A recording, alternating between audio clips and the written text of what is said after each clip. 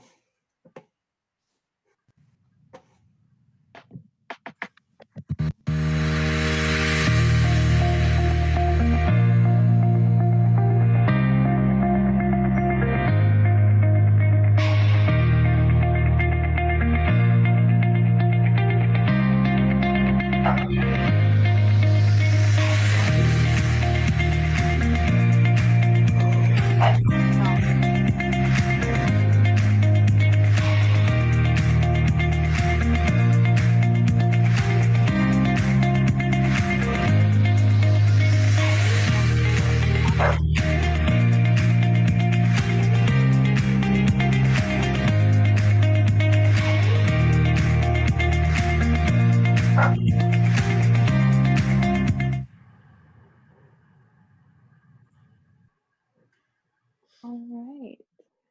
So that was a short little video just introducing him and how he kind of got into the whole thing. But he's actually here to tell us a couple of stories, tell us how he actually got into ring stewarding and kind of being involved in horses, how he did it, where it came from, etc. So Jerome, take it away. Oh my. Well, thanks for having me. And I guess how I got started in it, as you could see in the video, I was 2 years old and my mom and dad decided they didn't want me laying around the house. So the horses have been with me since before I had a memory. And my family all trained horses and we've been in most of the show breeds and everything. So naturally, as time went on, I found my way through to the Morgans and showed and had a pretty good career. And then at the end of that, a friend of mine, Cindy Meunier, well, a friend of most of us, called me to ask me to help out with the academy at UPHA Spring Premiere. So I did that for a few years. And then another friend called to have me ringmaster at a horse show to help him out. And from there, things just took off. And I think that I found what I was supposed to do in life, be a ringmaster. So. That's very good. Yeah, that's definitely so cool. And your whole family was definitely involved in horses their whole life. Yeah. Grown up with them. How did you first kind of be introduced to stewarding? Did you kind of? Yes, Cindy had just called. They were on the spot and they needed a ringmaster for the academy, and she called me and asked me to come do it. And I was like, "Oh, great! I could come help out." And never thought more of it. And then a friend of mine called, and he was in a bind at a horse show, and he's like, "Can you come help ringmaster?" And I was like, "Well, I'm not sure I know what to do." And he's like, "You got a suit?" I said, "Yeah." And he said, "Then you're a ringmaster." So I showed up, and I think my first show, I had a runaway, had a buggy accident, I had a rider fall. So everything that could possibly happen, I had at my first show. And I said, "Well, if you ever need me again, sign me up. This seems like my seems like my calling." And from there, it just took off. That's really great. And how long ago was that? 2008, I think I started, and I've been at it ever since. And it's a pretty rewarding career. It's really cool. Yeah, so almost 12 years of just being in the ring, seeing everything. That's so cool. Do you have kind of a favorite show that you like to go to, or your favorite kind of ring you like to be in? Maybe some that gives the most memories. All the shows are great. I mean, because as you know, I've grown up in the horse industry, so it seems like all my friends are in the horse industry. So no matter where I go, I have friends, and then I meet new friends. But I mean, you know, as you can imagine, Oklahoma is a pretty special venue. So I would say that's the pinnacle for me. Every year, you get to see the best horses from all over the country. You get to visit with friends that you only see maybe once or twice a year. So I'd say Oklahoma. I recently ringmastered at Louisville, so it's pretty intimidating standing in the middle there, but I enjoy it. Very good. Do you have any fun stories, either from Morgan shows or Uh, other breeds that you'd like to share? it's it's a serious job, but we do have fun in the middle. And we Mass Morgan's one of our shows that allows us to let our hair down, so to speak, and have fun. And probably the biggest laugh I ever got was I don't know if it was cartoon characters or what it was, what um, John McDonnell, myself, and Kathleen Peter, they were the judges, and I was obviously the ringmaster. For the night. Ooh, are we there? I think I missed that. Are we are we still in? Yeah, I Okay. think you're good. Um, yeah, the screen just went a little on me. But yeah, so it was cartoon characters. So Cindy Meunier decided she'd get the judges' outfits, and they agreed. And Kathleen was Peter Pan, and John McDonnell, some kind of way, was the male version of Tinkerbell.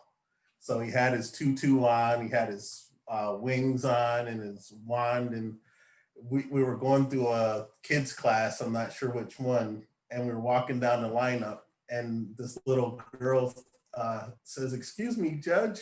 She's like, "You have your wings on upside down," and it was like he wasn't embarrassed enough, and then it turns out he has his wings on upside down. So it was pretty funny, and like I said, we had a good time with it. And then probably I could tell this story because it's a long enough away now, but at Oklahoma last year, I think it was the walk and trot Western um, championship, and we called for the lineup, and they just come walking and jogging in and whatever, and the kids are, they stargaze a little bit, and the judge was busy writing on her pad, and one of the riders was coming towards her, and I was like, oh boy, I should say something to her. Well, he's walking. Then all of a sudden he just goes beep beep, and she turns around and just busts out laughing. It just kind of showed you that, it's a serious sport, it's a serious thing, but you gotta remember to have fun. You gotta remember to have fun. So that's a couple of things that happen. That, oh my gosh, I'm sorry. That we have, that we have fun in the ring, and then there's other things. The poor judges are probably right now holding on tight to their seats, like, oh, don't tell them. But it's a lot of fun, and like I say, you get to meet each different people, and some people that you looked up to, and some people you never thought you'd cross paths with. So I feel pretty fortunate to be in the position I'm in. Oh, absolutely, yeah. Do you now you spend most of your time absolutely like in the ring, but do you ever do anything fun outside the ring? What do you do? What's your kind of life like that? I have a pretty good life. My my life consists of doing the horse shows, and then I live at a horse farm at Wildman Stables, and I'm basically like a catch-all. So if you need stalls today, I'll do stalls. If you need water, they do. So I still get to be around horses and pet them, and sometimes I get to ride them. Sometimes I get the long line. So I do that, and then I try to golf. I'm not really good at it, but I like it. I just like the idea of competing and against yourself or the course or whatever. But yeah, there's a lot of different things I like to get out and try to do, and see my mom as much as possible, which is pretty difficult in the summers because I'm always at horse shows. So I'll try to drag her with me, and she goes kicking and screaming, but she comes and she has a good time, and she's a bigger celebrity than me when we get to the shows because everybody wants to meet Graham. That's nobody calls her by her name. They all call her Graham because that's all they know her by. So it's great. That's nice. Yeah, of course. I'll ask a couple more general questions and I'll open it up to any questions that any of our viewers have. Another one that we have is, what's the best and the worst part of your job? The best part is I get to see my friends win. I mean, I get to see my friends win and I get to see my friends lose. So that's good and bad, but I'll go a little more than that. But a lot of times from being a horse trainer, you can see in the beginning of the year, a trainer will come in the ring and the horse is just not there yet. And as the year goes on, you can see him progress. And it's like, whew, I know the feeling. I know, you think every time a horse is bad, like the world's never going to be okay again. And just to watch my friends progress and succeed, and like I say, Oklahoma, a lot of times, that's where all the magic happens. So to get to see your friends going up into that winner's circle and everybody clapping for them, and it's just for me, it's the best of everything because I love what I do. And even though I trained horses, I think this job kind of picked me, and I think I fit really well in it and I enjoy it.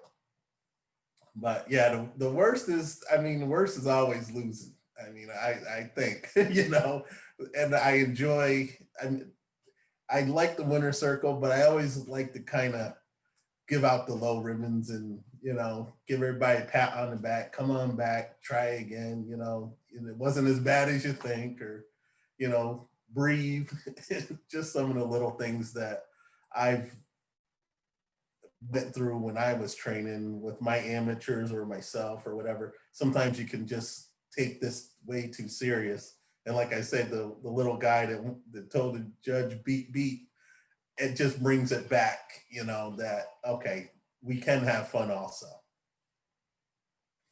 Absolutely, yeah, definitely. At this time, I think everybody use the chat feature to start writing in some questions that you might have as we answer this next question. Therefore, when we get to the end, hopefully we'll have some other questions from you guys that we can just keep rolling into.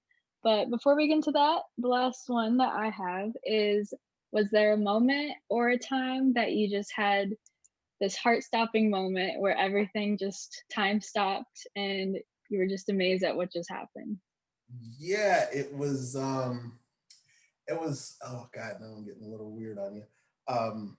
It was twice. It was the first year that I did Oklahoma, and I hadn't really been around the Morgans a lot. So I like across the country, I didn't really realize, what everybody was up to or this or that. But I remember standing in the ring and this girl comes in the ring with a mask on and she had lips drawn on it.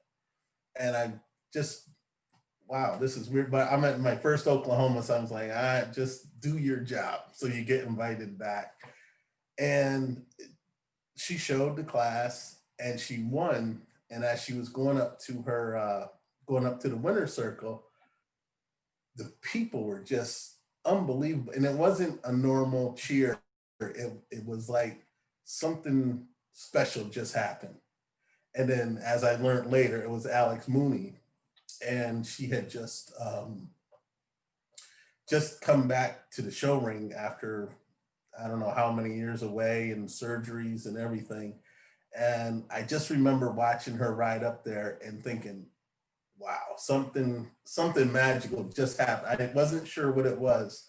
And then on her victory pass, she took her mask off and threw it. And it was just, whew.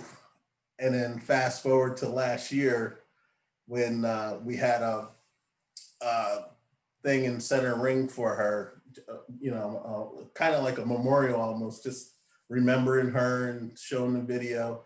And I just remember it being so heavy and so hard. And it was like, oh my goodness, this young person, had a tough, had a rough life, but she was a warrior and she kept fighting.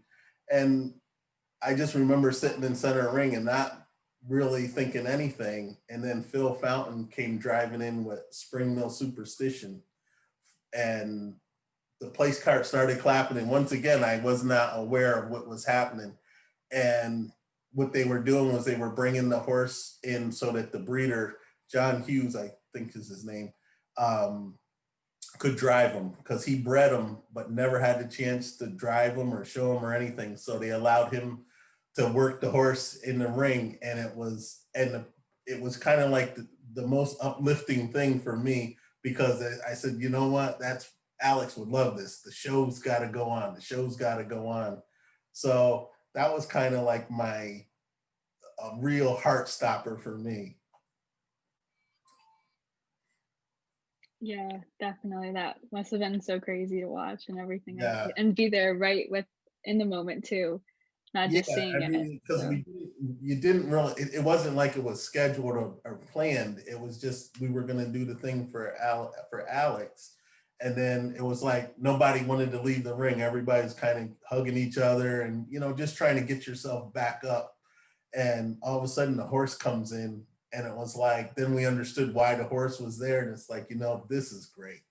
This is something that we all just needed. We needed something uplifting to be able to clap for this man and watch him drive a horse that he bred. So it was really special. Right, absolutely. Well, yeah, that's definitely really special. So we'll get into some of our ask questions right now from people. We have kind of our first one from Sydney. She says, as someone who has lots of experience managing a ring and all the occupants, what are some helpful tips to riders or drivers that utilize when they're in the show ring or at home? I would say be mindful of the officials in the ring. When you're showing, if I'm understanding correctly, mind where you're going in the ring. If you're going to make your passes, make sure you're safely making your passes and not kind of crowding horses towards the judges, because the judges kind of like their space to be able to see you show. They really don't want you kind of cutting that corner and coming down on them and things like that. But I think it's important to have a good time. I mean, you don't have to walk around. I mean, you don't have to ride around or drive with a smile painted on your face, but enjoy it, because it's something. It's a luxury to be able to show horses. And so the judges, I would think, because when I watch, it's like, oh gosh, that person's having a good time. Their horse is behaving well. Things are going well. They should look like they're having a good. It's a show, so we should be able to have fun with it, but still work hard. Still work hard. Absolutely. All right.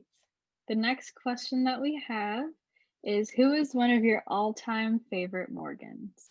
I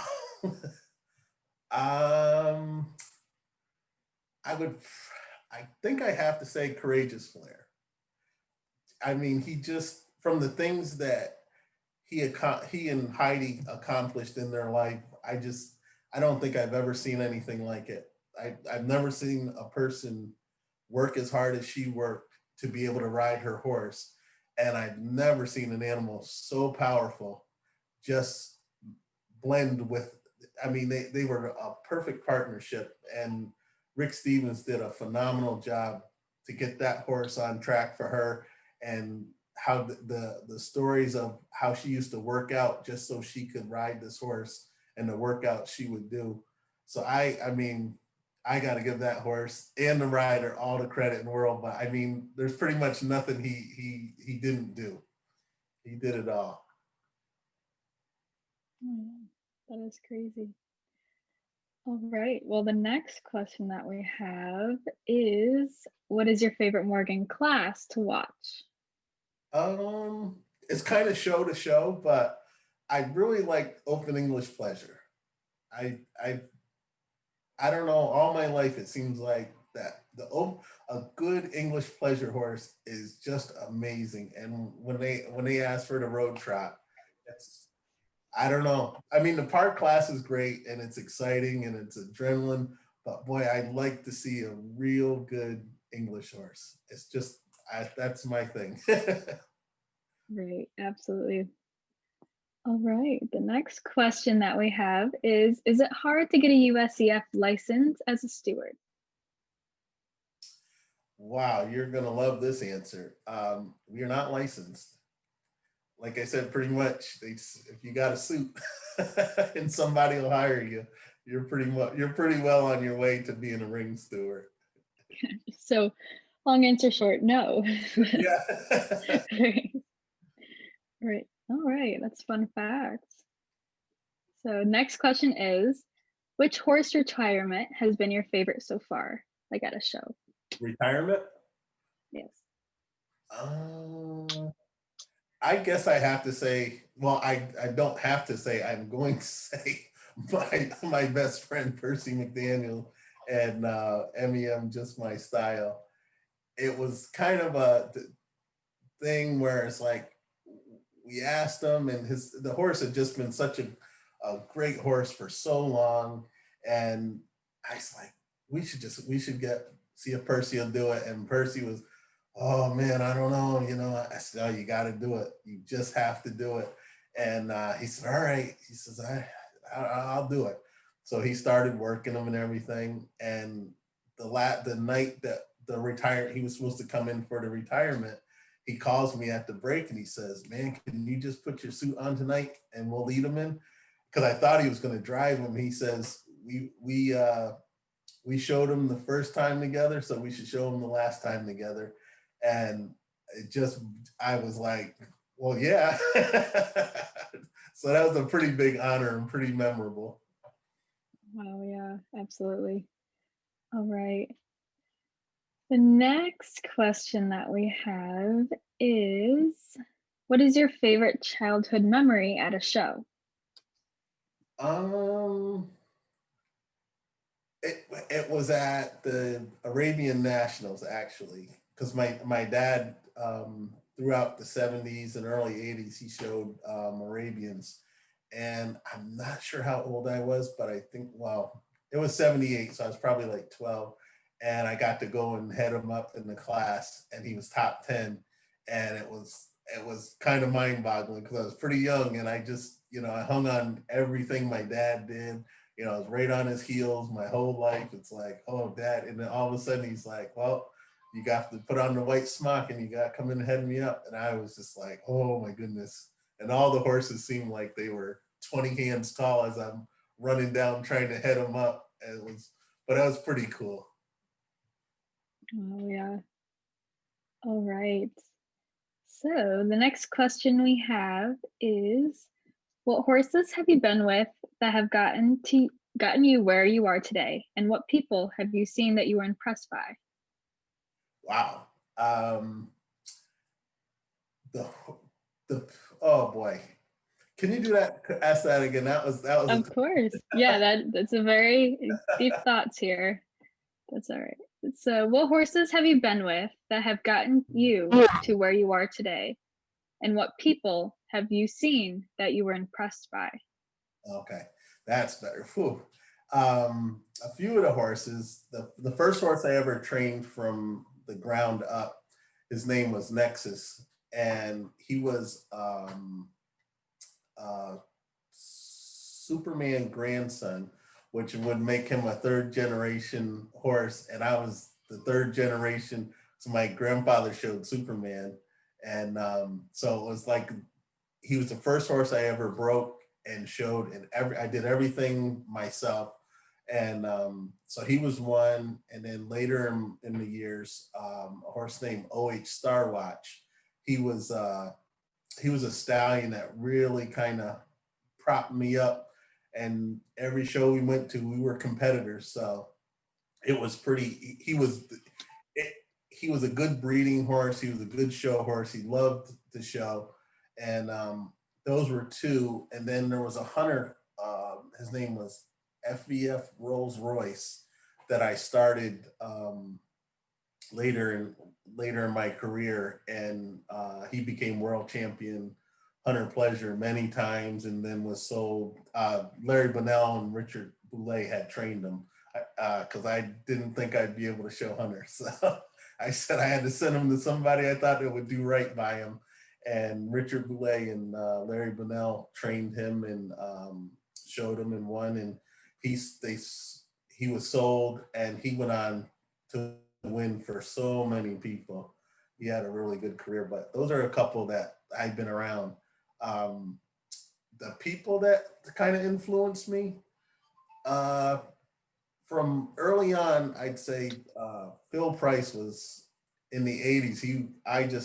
Every year at New England, I just ran to the ring to see Pine Haven Renaissance and anything else that he would bring in the ring. I just loved him. I got this at New England at the time. It was kind of like being at Grand Nationals, and you'd have Hobby Knoll and Whitney Stables and Cedar Creek, and they all would meet there. So it was like all year you would look through the magazines, you're like, oh, look at this horse. And then when New England came, you got to see them in real life. And then at that time, the trainers were so much larger than life. And if they ever walked by you and said, hey kid, you just thought, that hung the moon. And now later in life, I'm ringmastering with them as they're judging, and it's pretty neat. Really neat. I enjoy it. That's great. Yeah. All right. The next question we have is, we know you have interests and we know you have obviously trained, but do you have any interest in judging? I don't. I judge I judge in the ring sometime, but I just think it's such a awesome responsibility, and and the judges that come in and to get their cards. I mean, I probably wouldn't mind at a lower level, but it's a real responsibility, and not that I would take it lightly, is that I have so much respect for it, for the profession, and I just don't see myself in that role. Maybe in a couple of years or down the road or something, but right now, the ringmaster, I'm comfortable in my ringmaster position because it feels like I'm in a help. I can help. And you're judging, you're just judging, and I've had judges come in the ring and they're like, look, I'm a judge this week. So if anything goes wrong, I'm going in the gazebo. You go catch the horse. So. Yeah, that is one way to do it, I guess. So, all right. So the next question is, if you could own any Morgan, past or present, who would it be? Pastor. Wow, that's a good question. Past or present? I'd have to go with Pine Haven Renaissance. He was my Morgan that I used. It didn't sit well with my Uncle Bill because at the time he was showing Houdini and he was competing against him. But I just loved that horse. Oh my goodness, loved him. Very good. Okay, the next question that we have is, what has been the most memorable Oklahoma memory for you? Oklahoma.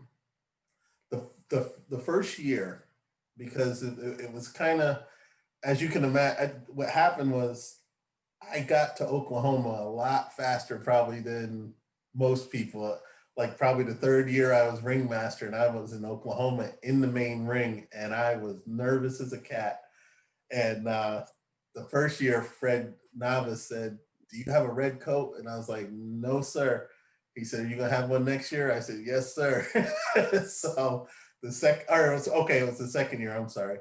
So the second year, Marcia and Scott Shepard made my ringmaster coat. And the first time I ever put it on was at Oklahoma. And I remember standing at the in gate, and I was like, man, I don't know. This is a lot of red. And, I got the white tights on and the whole shooting match. And I was like, I don't know if I can make it to center ring because somebody's going to say something on my way to center ring. And I started walking and I got halfway out there. And Mrs. Fu, Ling and Ian's mom, stood up and just started clapping and yelling, bravo. And I just straightened right up. And from that time on, I never looked down when I had that outfit on.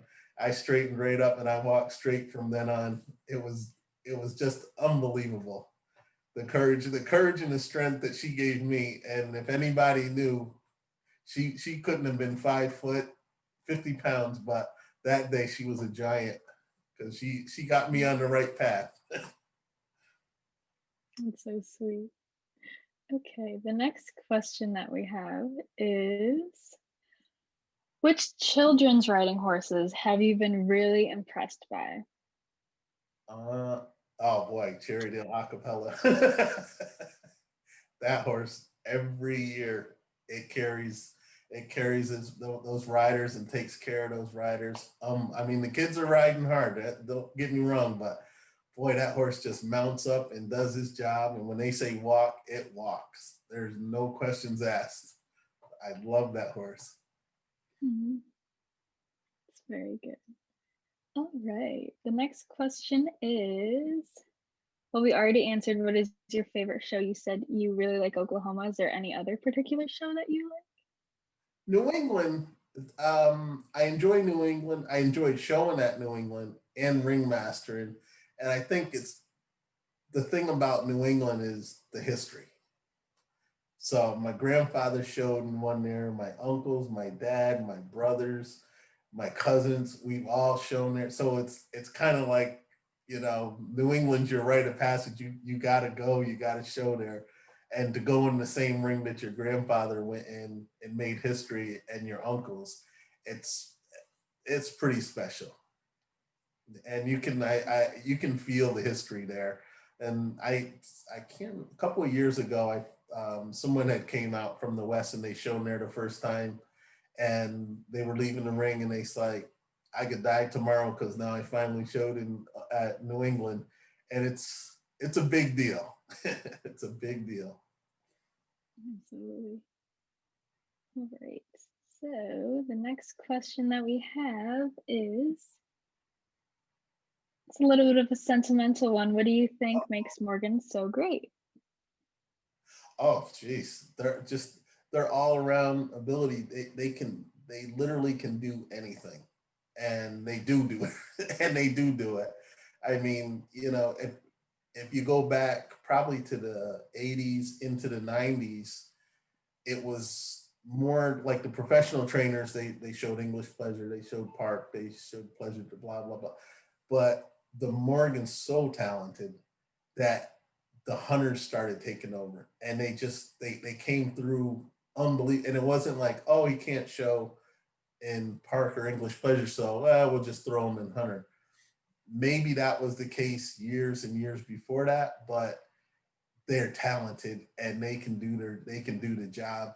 The Western horses, they came through and they kept evolving into these animals. Like, I mean, from where they started to where they ended up, that's what I think is pretty amazing about the breed, is their transformation into the modern era, where maybe they weren't as flexed in the bridle or relaxed or whatever, but as time went on, you could watch their shape, watch them reshape, and do the job, and show with any horses in any breeds.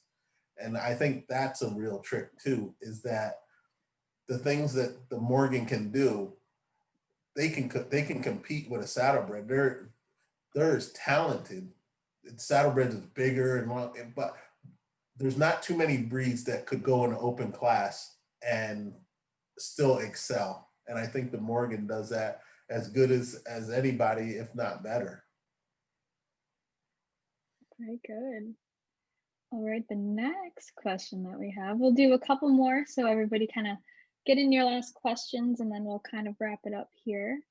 But the next question that we have is, do you think you might show anytime soon? It's, you know what? That's every time I show, it's never playing. So, you'd have to stay tuned.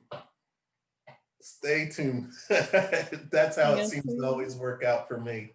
But, every now and then I get the bug, and every now and then out of the clear blue sky, I'll come through the gate and then I'll disappear again. So hopefully, I'll answer it like that, hopefully, because I do enjoy it. That's good. That's good. All right. The next question is, have you ever been to a Morgan show on the West Coast? I have not. I have not been to California. So I have not been there. I would love to. A friend of mine just judged a show out there, and while she lives there, she's like, "Oh, you got to come to California. You got to come to," and every day she'd send me pictures, and it's like, okay, I get it, I get it. Just have somebody send me a ticket. I'll be out. All right. Yeah. Okay, next one is, how do you think COVID-19 will change horse showing? Not just for this year, but for years to come.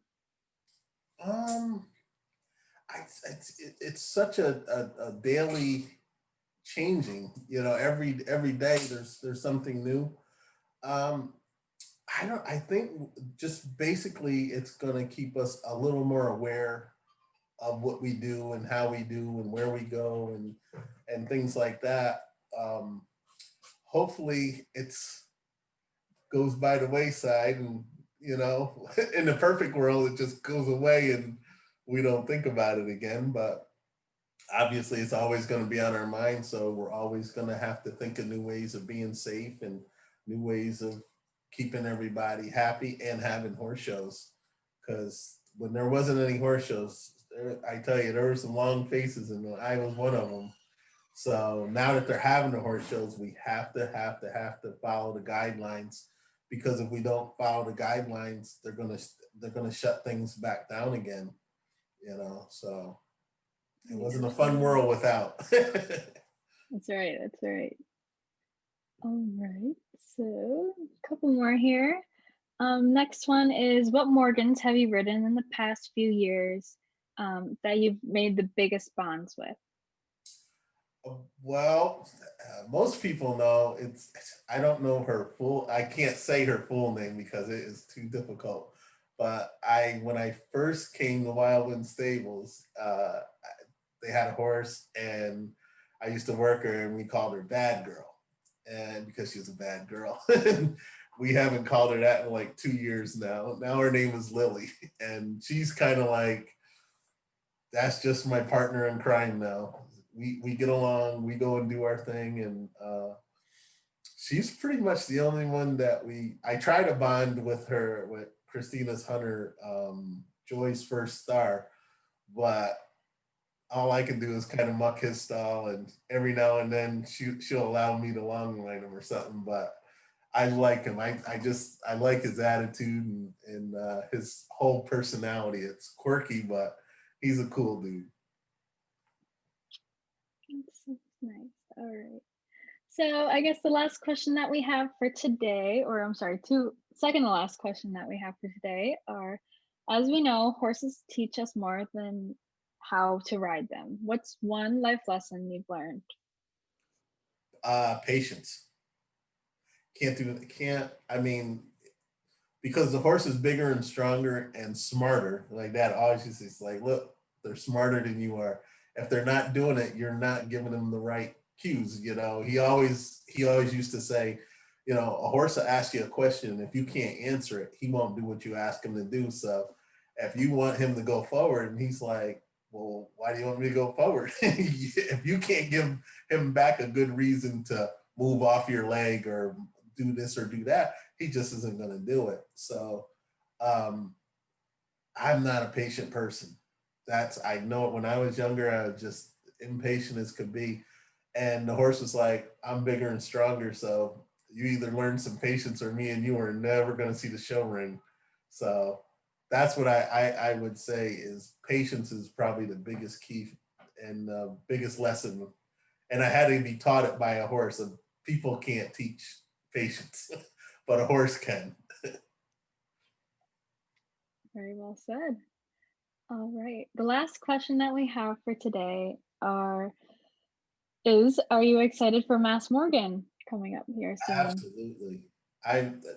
It's just a great show. Usually during the year, it's New England, then a couple weeks is Mass, and it's like New England is almost like going to the Oscars. Everybody's a little uptight and everybody's a little stuffy, and then Mass Morgan says, "Leave your tux at home. Just come as you are and put a costume on if you like to." And like I said, over the years, every year there's been a costume story. And it's just welcoming. And Molly has been, let me say, I take my hat off to Molly and I always thank her and give her credit. I got called for Louisville one year at kind of the last minute, and it was the same week as Mass Morgan. And it's like Molly and I had talked about it and years before, and I said, Molly, it's not, it's gonna happen. So I called her, said, Molly, it happened. And she says, then you're going. And I said, yeah, but I don't want to leave you. She says, you're not leaving me in a lurch. I said, all right. I said, is there anything I can do? She said, yeah, just work for me the first 2 days before you have to leave for the show. And I said, oh, you don't have to. She said, no, I want you here. And I'm telling you, I appreciated that more than I can tell you. And she's always been my champion. We just talked the other day, and she's like, oh, we have you for the whole week. We have you for the whole week. And I was like, oh, I'm excited. So I love the show. Always love that show. That's good. That's good. So I guess we'll leave you off on this last question, which is, what do you think the future holds for you? And do you think you'll always kind of be in the ring, or do you think you'd like to venture out, try new things? I think the future holds more. I enjoy the ringmaster. If there's anything, I'm willing to try new things, and I love being in the horse industry.